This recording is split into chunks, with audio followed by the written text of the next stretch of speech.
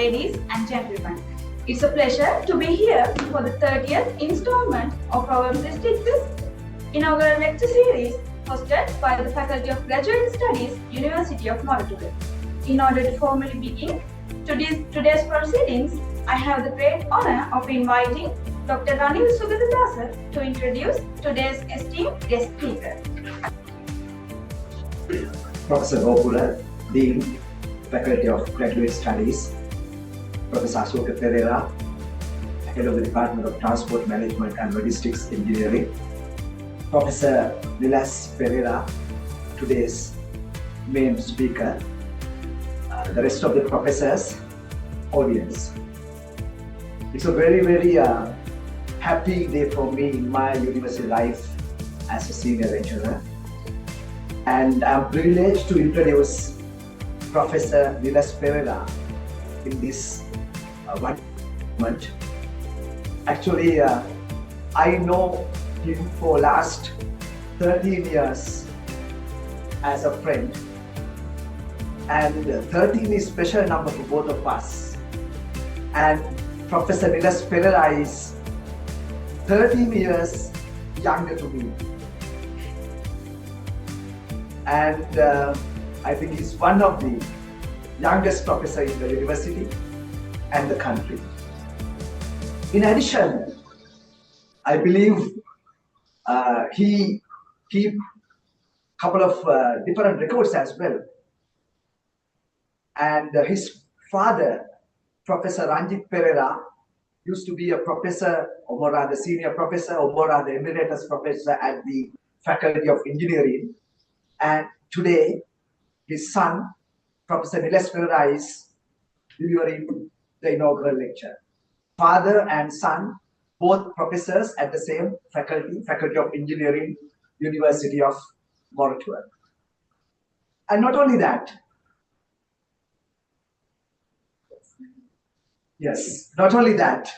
our department have had two professors, but they originated from the Department of Civil Engineering, Professor Amal Kumarage and Professor Ashoka Perera, and Professor Niles Perera is the first professor produced by the Department of Transport Management and Logistics Engineering. And not only that, as my understanding, Professor Niles Perera is the first professor into supply chain management in Sri Lanka. So I'm truly privileged to introduce Professor Perera. And Professor Perera, when he was a student, he actually graduated with first class honors with 2 gold medals. One is with actually Civil Aviation Authority gold medal for the highest GPA from the Transport and Logistics Management Department. And then as most outstanding graduates from University of Moratugal, that is actually Professor Vidyajyoti Jayanta Vijayasekara Award. He graduated with first class degree in 2013, and within 9 years, he became a professor. Out of that 9 years, he has had 2 years full-time industry practice at Attune Consulting.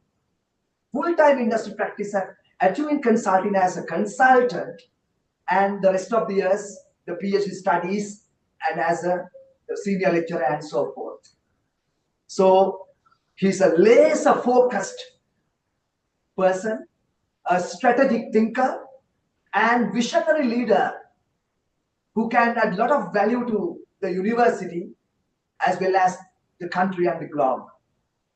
And he joined the Department of Transport Management and Logistics Engineering in 2019 as a senior lecturer, and immensely supported teaching, research, other industry work, and all the other type of work that he has to be supported with, actually speaking.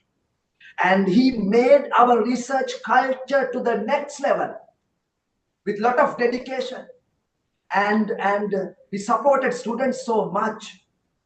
And that is his contribution to the department. As one of the former heads of the department, I know the support he gave me throughout my term in terms of teaching, all the other extracurricular activities and so forth. And he's truly an asset to our department. Going beyond that, I believe he's an asset to our faculty, the Faculty of Engineering. He has supported the faculty in numerous ways in helping various type of strategic initiatives. And not only that, he is an asset to the University of Moratuwa.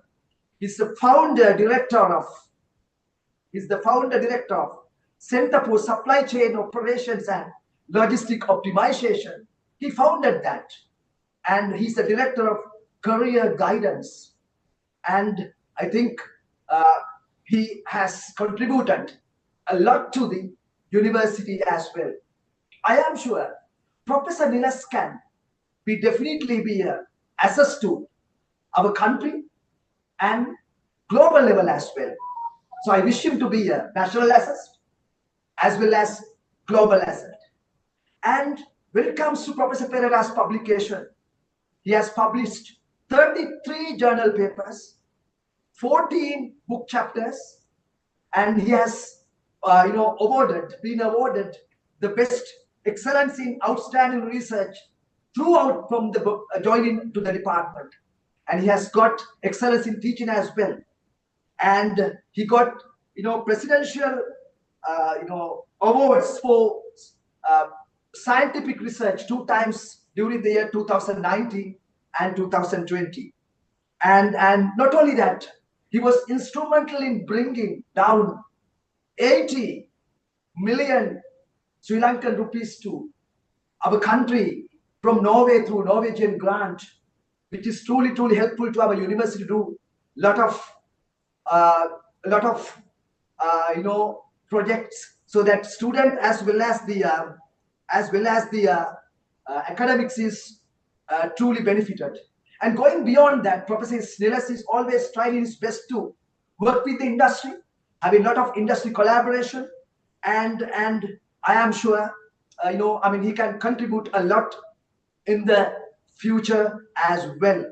I am sure today his father, Professor Ranjit Perera, will definitely observe in this momentous occasion from the heaven. And I would like to invite my dear friend, Professor Niles Perera, to this stage. Thank you very much. Thank you very much, sir, for that very flattering introduction.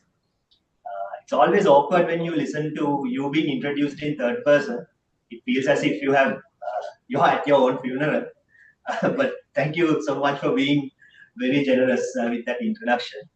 Professor Gopura, Dean of Faculty of Graduate Studies, Professor Asoka Perera, Head of the Department of Transport Management and Logistics Engineering, colleagues from the Department of Transport Management and Logistics Engineering, as well as other colleagues joining from the university, and the audience that is joining online.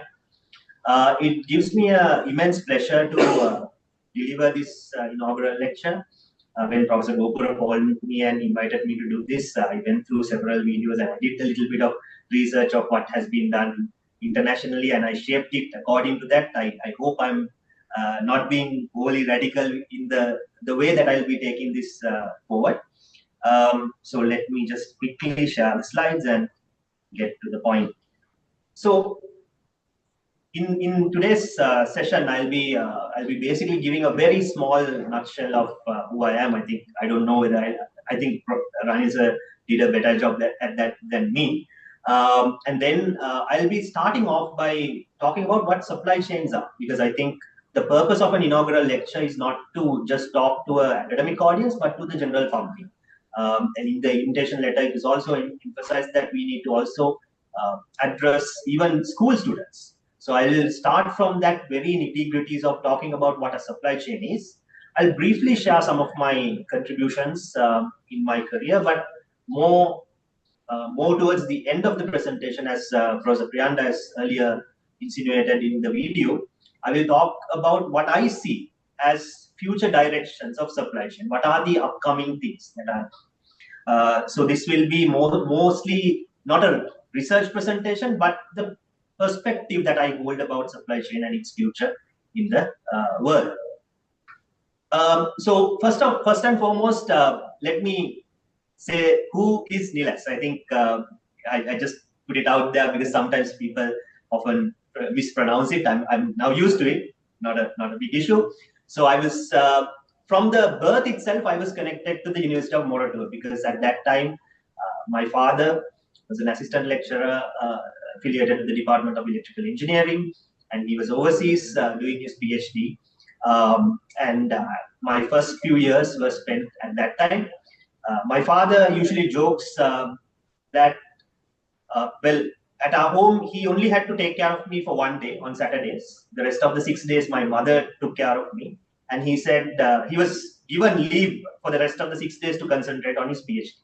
And he always says that it was easier to do his PhD than taking care of me. So I was not a very easy child to look after. But I grew over time. So we returned to Sri Lanka. My parents especially returned to Sri Lanka when there was a lot of pushback from their parents not to come back to Sri Lanka because this was a very difficult time. But they took that conscious decision because they wanted to give back to the society, and my father especially wanted to contribute back to the country. And I started schooling at Nalanda College. One thing many people would not know about me is I'm very introverted in my nature, even though many people see me as an extroverted person. So even at school, I wasn't the most studious person, but I was a very laid back character. I took a lot of leadership initiative. Most of my colleagues often gave me leadership initiatives, and I took that on from school. But I was never the sharpest brain in the school. So I was taking school very easily, but there were several turning points in my life which turned around my trajectory. And one of those happened 6 months before A-levels.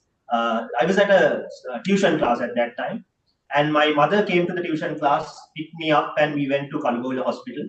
My father had a health issue. He was at the Sumanadasa building, and his colleagues, Professor Vijayapala, Professor Lankaudavat, and so on, they had admitted him to Kalgoorlie Hospital. So I went there.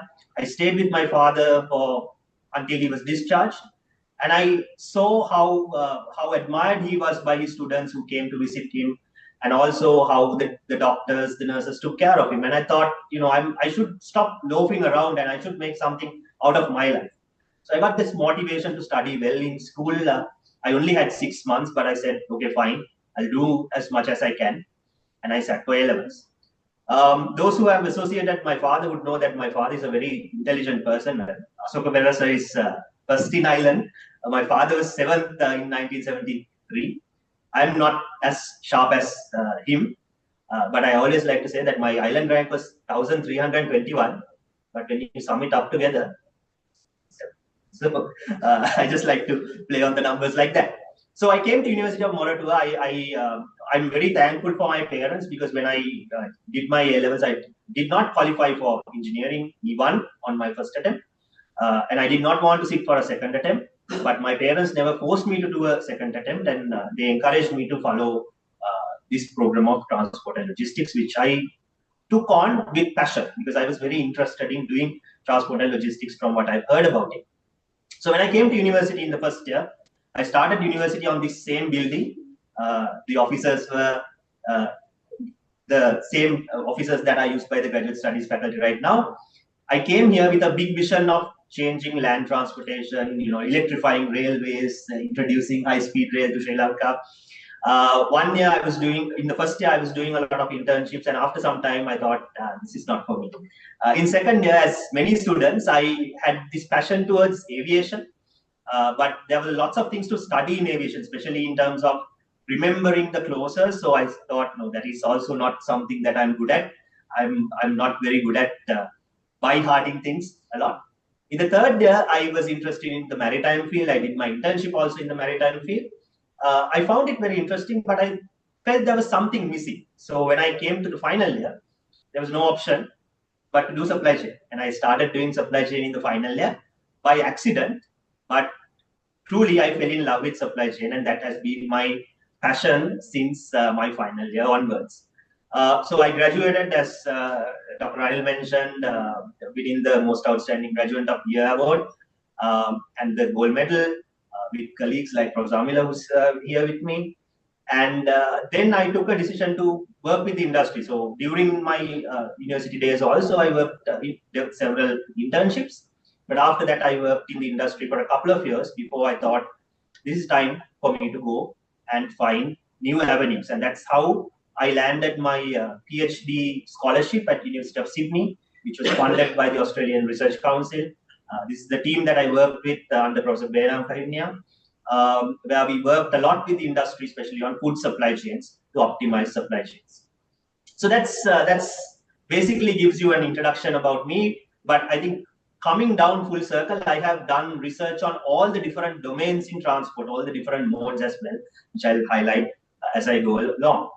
So let me first get the message across in terms of what a supply chain is. I think in everything we do, there are supply chains. So if we take clothing that we wear, all of us wear, starting from the point of sourcing materials from cotton or from sheep or various other things, going down to the finished, the semi-finished goods, the finished goods, the retailing, the entire chain that connects all of this supply and connects the flow of materials, money, as well as information is considered the supply chain. So it's not just about the flow of products, it's also the flow of money as well as information. And this flow has becoming more and more resounding given the fact that there's a lot of focus on recycling, circularity, sustainability, which has made these flows move in different directions. And this means that there's a lot of emphasis on in this subject around the world, and this presents a lot of opportunities for research and growth. But in reality, even though we call it a supply chain, it's not really a supply chain. It's actually a network. We are looking at a complex network, which is interlaced and interconnected. Different partners work together, and they form this very intrinsically connected network to fulfill the consumer demand and gain materials from around the globe. And it's a very complicated, complex system. So solving these problems is quite tricky. You need a lot of hard work to understand. And in supply chains, we have to understand that there's a supply chain everywhere. Any product that we look at, whether it's food we consume, whether it's pharmaceuticals, technological equipment, clothing, anything that we have, they will have to go through a supply chain in terms of sourcing, in terms of manufacturing, in terms of getting it to the consumer in the right quantity at the right time. It's not an easy task. So supply chains are everywhere, and the need for them are growing rapidly around the world. And what we have often seen over the last 5 to 10 years is disruptions across the supply chain, whether it's in terms of finding sufficient minerals for EV batteries, or the Suez Canal blocking, or getting across COVID vaccines to patients, or the capacity crunch at Colombo Port, or the microchip shortage, which is ailing some of the technological developments. Or very recently, there were problems in US where McDonald's had this outbreak of E. coli and one person died out of it. So all of this supply chain disruptions create a lot of impact around the globe. And that is something that I think will emerge as we go along very seriously. And there are lots of opportunities for professionals in supply chain in the future around the world. And this is a truly multidisciplinary field which has so much to offer. So in reality, I mean, I think Dr. Niles highlighted my research record, so I'm not going to dwell too much time on that. But I have worked with a lot of different researchers around the world in publishing research. I think one of the beautiful things of that is learning from some of the best in the academic arena, because you learn from them and you bring that knowledge and you can share that knowledge with the community here, both the students as well as the industry. And that has really helped me to improve my understanding and my vision about supply chains as well. And that is what I intend to present in the next few slides. So I've selected a few areas that we do research to set the ground, and then I will delve into what we foresee as the future of supply chain. So supply chain forecasting is one area that I'm very passionate about. I've been involved in this probably almost for about a decade or even more. This is the area of my PhD also. And this is a real problem. I mean, if you are giving an almsgiving, finding the right quantity to cook is a real challenge. If you are having a party, you don't want to throw away too much by cooking too much, and you don't also want to have too little so that people are going hungry. So finding that right balance is very challenging, and this is exacerbated in a commercial setting. For example, at a retail store, which we are all familiar with. If you have too much, there's a problem. If you have too less, also that's a problem. So how do we really manage that demand and supply? And if there's an overage, there's a loss. And if there's an underage also, there's a loss. So we have to come up with mathematical models to facilitate the industry to work on these elements. And there's also a small nuance between what sales forecasting is and demand forecasting is. Because, for instance, we've all faced this example where we might walk into a shop wishing to buy a product, and the product is not there in the shelf. But we have the demand for that product. We will walk away. No one in the store knows that we came to buy that product. It's not captured in the data set. So most of the industry, what they do is they look at sales forecasting. They look at data that has already been punched into their system, not the data that has been lost. So there's a lot of emphasis in this area for research. And this is something that we have done with a very special emphasis on ensuring that there's minimal wastage. And we've done several industry-oriented projects, especially focusing on sales promotions, because this is a real problem. Everyone likes a promotion. Everyone wants to get the best bargain. And when there is that bargain, people go and buy more products. And after the sale is over, the sales dip.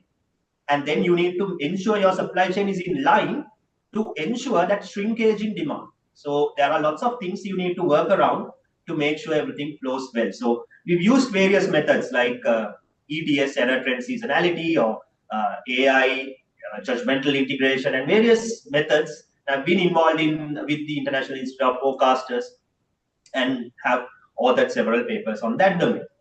Another crucial area that is near and dear to my heart is inventory decisions. This is an area that I've done a lot of research, and part of my PhD was also on this, where we are looking at, it's very similar in terms of forecasting, but we look at it from a retrospective perspective, where we want to understand how to manage overage and underage. So there are challenges in ensuring that, if you have too much inventory, there are costs that are associated. If you have, we all have this experience. If we might bring a lot of rice and stockpile it at home, and you check maybe 1 month later and it's infested with creatures, or maybe there is a problem with expiry, or some sort of an issue is there. So there is a holding cost that is associated with keeping inventory. But at the same time, if you buy in bulk, that reduces the cost.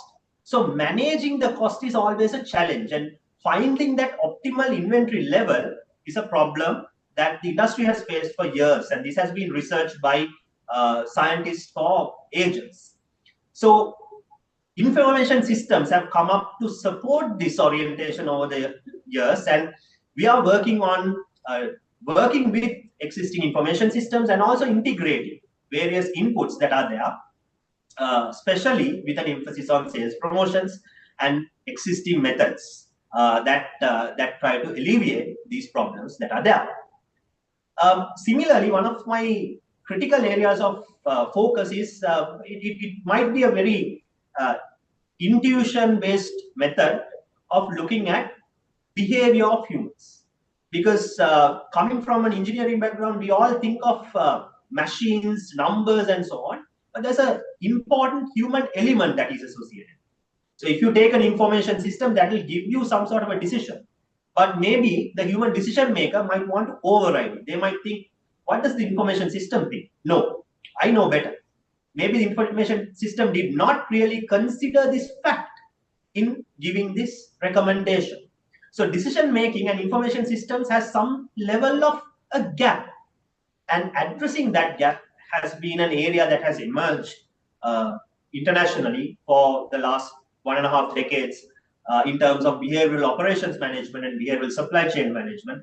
And I work in this area with my co-authors, and very recently I was invited to co-author book chapters pertaining to this for the Encyclopedia on Operations Management that is printed by Elsevier, and the Paul Gray Handbook on Supply Chain Management. And then I think when I came back to Sri Lanka, one of the things I wanted to do was I was very passionate about making an impact on the ground level.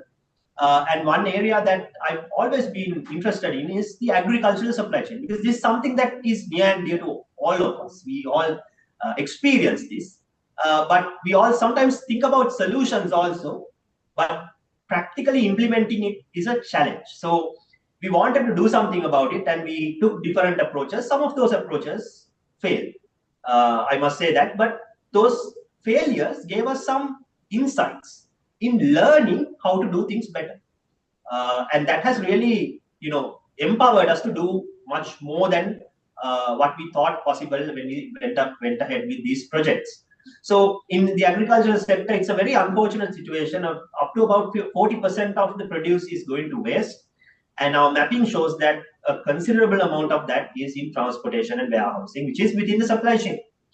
And the structure of the supply chain, the lack of transparency, the behavioral aspects of it, these are things that we have come across as serious issues.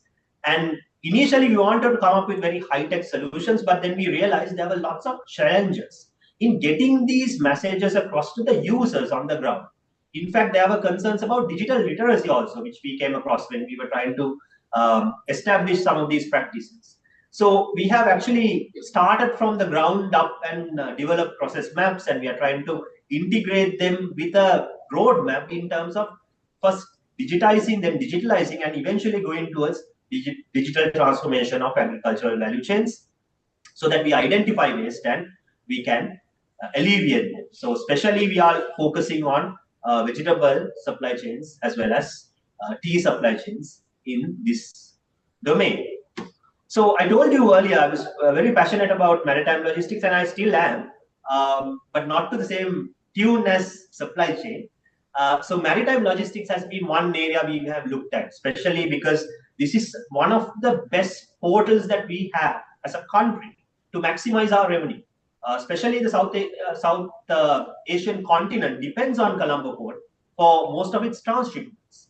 There is, of course, challenges, but if we act accordingly, I think there are lots of opportunities that the country can gain benefit. So we have worked on aspects of simulation of port operations, automation, port greening, with a focus on things like yard planning, yard movements, ITT or interterminal transportation, and so on.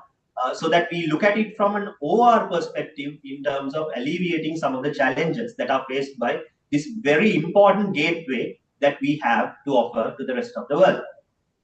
And I think distribution and warehousing has not been something I initially worked with, but my colleague, Prof. Amila Tibbotua, got me reeled into this area of study where we are looking at various operations within warehouses, introduction of technology, optimizing movements, ensuring that there is less emissions.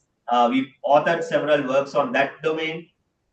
And quite intuitively, I have also worked in energy supply chains. This was something I started when I was in Australia, where I got invitations from foreign authors to work on a paper to forecast imbalance volumes of the German intraday energy market, where the price varies every 15 minutes, and sometimes the price is even negative. So when there's high solar energy produced, the user actually gets paid for using electricity, because especially during summer. So we had to come up with a particular forecasting method to sort of provide inputs into how that can be done. And we have also done some modeling on the impact of pandemics on oil prices. So that is something I think which has been quite useful in terms of understanding a different domain, but the applications of some of the concepts that we would learn, we would use readily in supply chain. And sustainability is something that everyone talks about, and sustainability is something that I've been involved in under various themes in terms of delivering emission reductions, social sustainability of workers, in terms of looking at the aviation industry, the maritime industry, and also we are now looking at promoting voluntary sustainability in tea supply chain so that Ceylon tea can be positioned at a different level than what it is right now. I think the crown jewel of especially my time at University of Moratuwa is the NORAD grant we got with a special emphasis on vegetable and tea supply chains. This is something we are very passionate about to try and make changes. Obviously, we see that there are lots of challenges in getting this done on the ground level, but I think we are working very diligently to get those things on the ground as well as to make an impact at a university level, like introducing the supply chain analytics lab, which we are gradually developing. Professor Perera has been helping a lot in terms of developing the resources and looking at developing new practicals which we can even take to the public, not just for the students of our university, but beyond, so that they can gain insights about supply chain further. And we are also developing our learning studio so that we can provide more interactive, immersive learning opportunities for the students as well.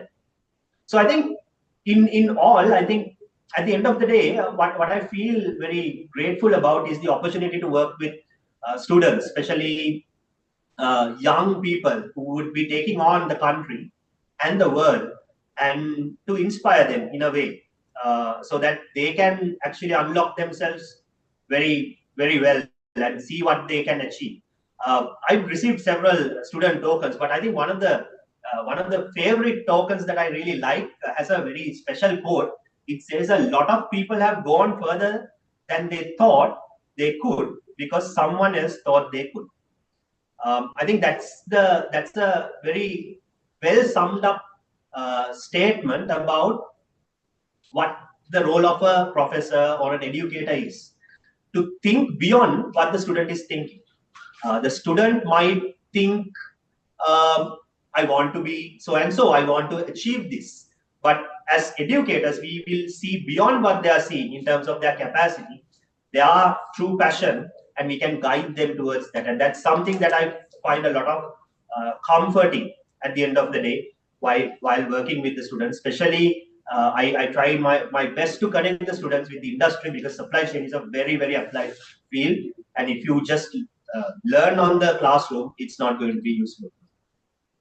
Those who come to my office room in the Department of Transport Management and Logistics Engineering might have noticed this map. I have a 6-foot Sri Lanka map there, which was gifted to me by my wife. The pins on that are not visible, but one thing I always do is when I have a research student, I always pin where they came from so that I know where I have made an impact to. So hopefully by the time I end my stay with University of Moratuwa, this map will be something very vibrant and full of pins. And I'm very happy that most of my research students have gone on to find PhD opportunities around the globe in top universities, and hopefully some of them will come back and serve the country as well. So that's just about the contributions. I feel happy about what I've done during my stay at University of Moratuwa. The things that makes my sleep a little easier when I go home. But let's just pay attention to what the future is in terms of supply chains. So supply chain, as I said, is growing rapidly. The demand is growing rapidly, but I think we are living in a world which is full of chaos. Next day you wake up, tomorrow when you wake up, we don't know what's going to be in the news. We already know there's a Russia-Ukraine conflict. We already know there's a conflict in Israel, in Palestine. There are tensions in the South China Sea. There are rebel forces in the Red Sea. And this is a year of political upheaval around the world. Governments are changing. We are seeing trade wars. We are seeing economic challenges, inflation and recession. And on top of all of this, we are seeing resource constraints, especially with computer chips, critical minerals, especially related to energy. So the supply chain is coming under heavy fire the strains on the supply chain are growing rapidly. And this is why I feel that we would need more and more supply chain professionals who are going to look at these problems from an engineering perspective, looking at it from a comprehensive, complex problem solving approach, as opposed to looking at it from a business as usual perspective. Because when there is chaos thrown into the mixture, there are lots of challenges that come across, and it's a game full of different outcomes that we need to engineer through and we need to navigate through. So this chaotic world is further exacerbated. Now, the previous slide mentioned the human-made problems, but we also have climate problems, which are very serious, which is being talked about heavily. And I think last year we saw floods in Dubai, something very few people would have ever thought of. This year alone, twice we had heavy floods in Sri Lanka over the last 6 months. And that's very serious. These are things that I think we should be concerned about. And when these climate changes happen, there are inadvertent impacts on the supply chain. There are problems in terms of moving raw materials, semi-finished goods, finished goods from A to B. And also, there are problems with respect to manufacturing that will impact the supply chain severely. So, again, another problem that supply chain professionals will be able to solve through proper approaches. And we are also seeing a very serious issue in terms of income disparity. The world says there's this global south and global north, which was a term coined by a former German chancellor. But we are seeing that disparity growing. And we are also from a global south country, Sri Lanka. And I think we have a certain responsibility to ensure that this disparity is mitigated to some level.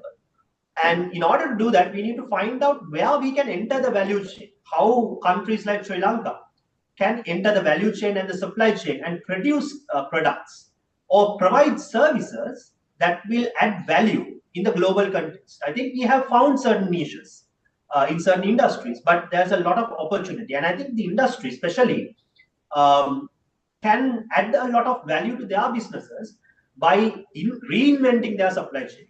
And that's where I think the academic world, especially in Sri Lanka, can add value in terms of propagating these scientific solutions to enter the global market. So naturally, as I said, I think we are living in a very volatile, uncertain, complex, ambiguous environment. It's very uncertain. And we have to be ready for that.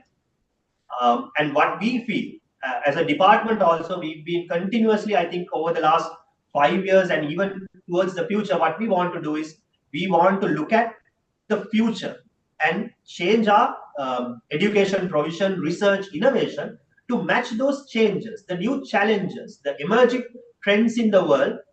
Because unlike some of other disciplines, I think this discipline is growing very rapidly. It's sometimes very difficult for us to forecast what's happening next.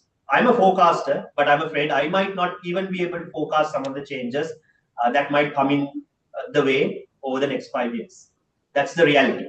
Now, if you take the emergence of generative AI, 2 years ago, I think, when it became mainstream, it was taken in a very different perspective by different people. But now I think everyone has embraced, and we are using that.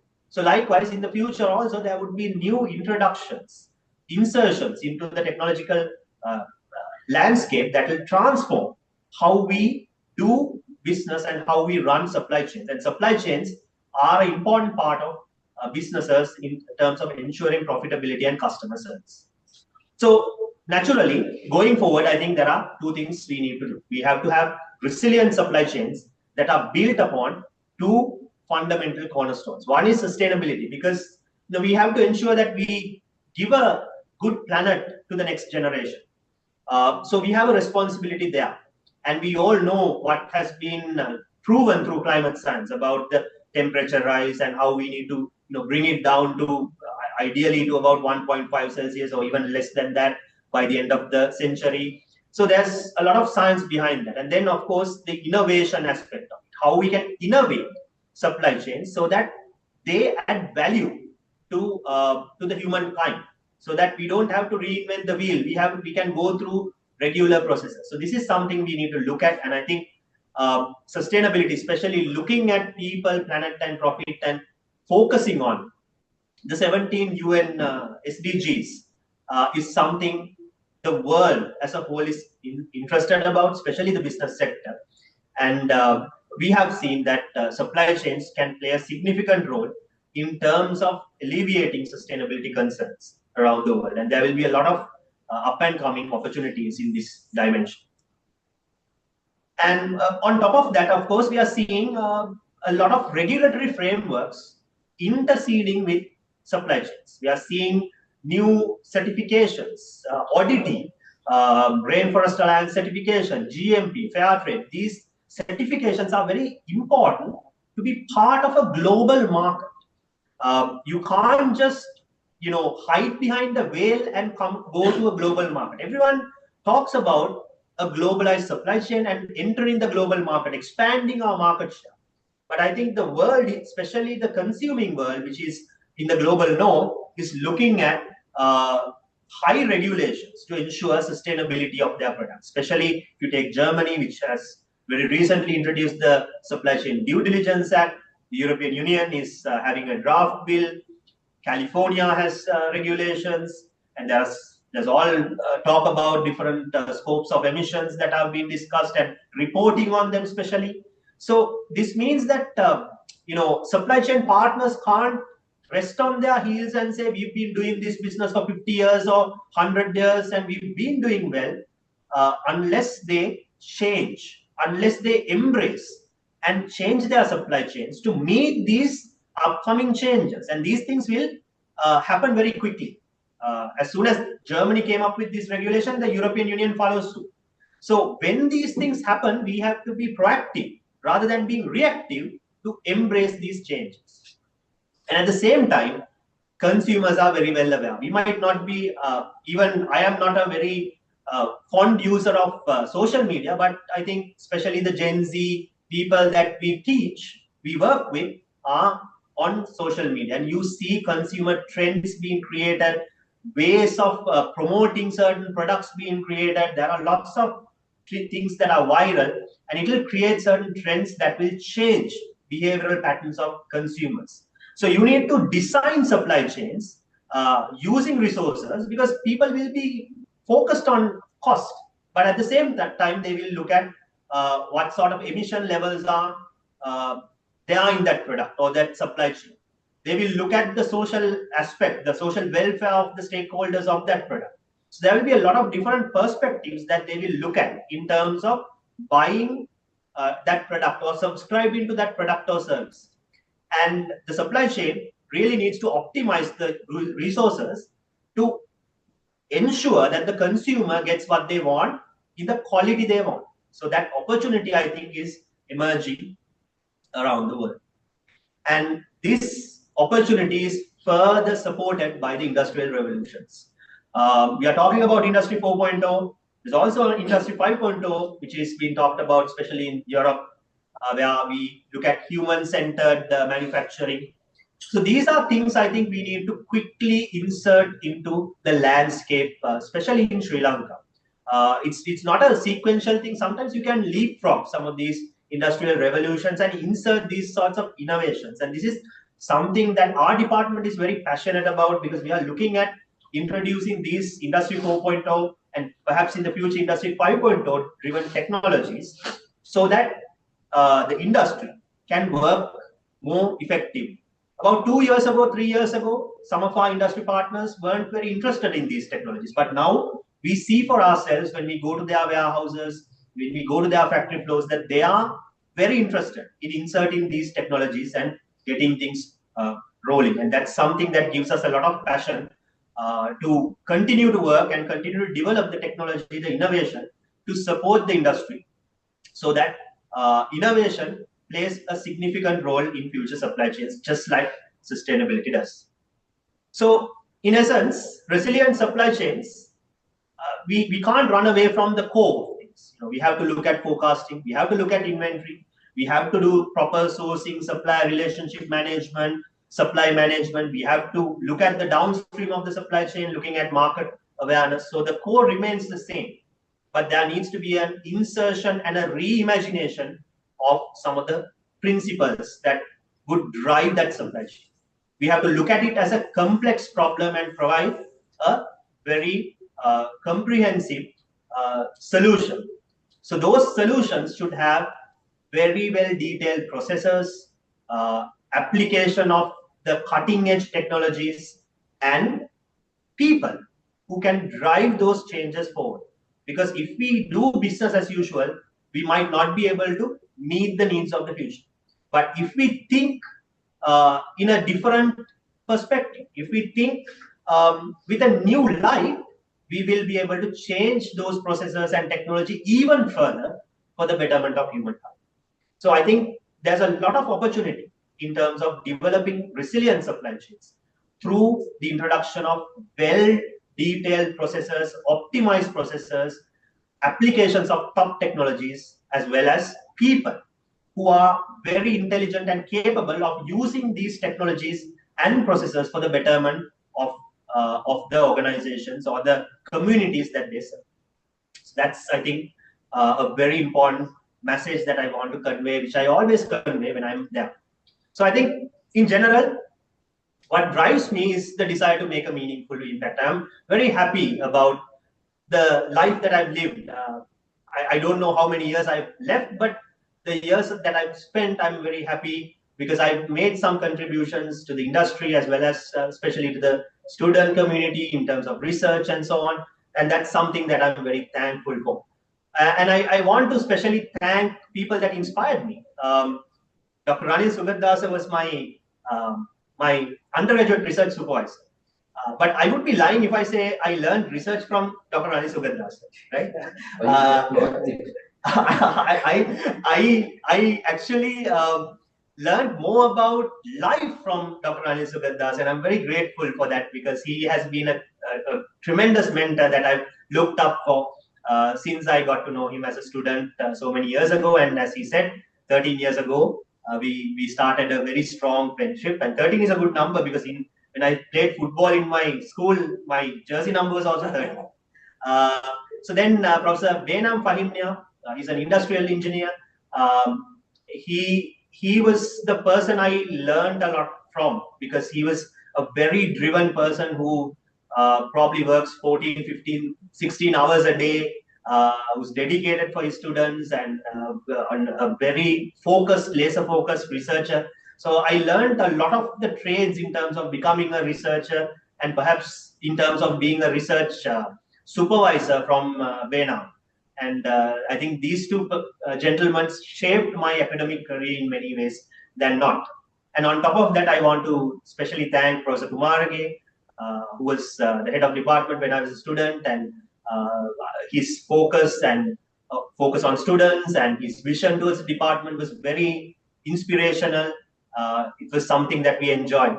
Professor Asoka Perera, I learned from at university as an undergraduate, but I only got to associate with him very closely over the last 3-4 years. And I've learned a lot from Professor Perera, especially about how we have to look at problems holistically and provide solutions with the students' interest in mind to provide unique solutions. And I especially want to highlight Dr. Sivakumar and Dr. Sigera, who were senior lecturers that I really looked up to as a student when I was learning, and they are very supportive people that have supported me throughout my journey. So thank you to all of you, and especially there are many others I learned from in the industry about in the corporate world as well.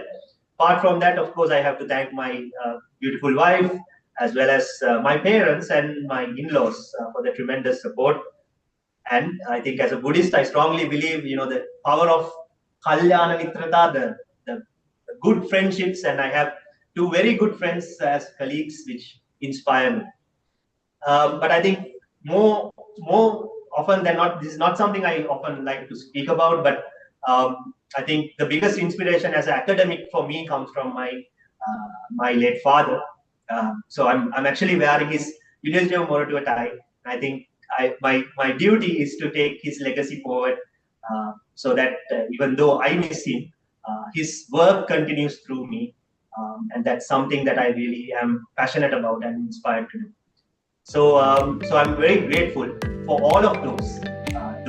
These are the ones who are very close to me. Of course, there are lots of others who are not in this slide that have shaped my future, especially colleagues, students as well, who have made my life very, very blissful, so that I can serve the community at large better. So thank you very much. I really appreciate the opportunity, and I'm really thankful for Professor Gopura and the Faculty of Graduate Studies for inviting me for the inauguration. Thank you. Professor Niles Perera, thank you so much for your insightful lecture. Our meeting today has been much enhanced by your insights. I now invite Professor Asoka Perera to present the lecture memento to Professor Niles Perera. I also extend an invitation to Professor Niles Perera to join us on this special occasion.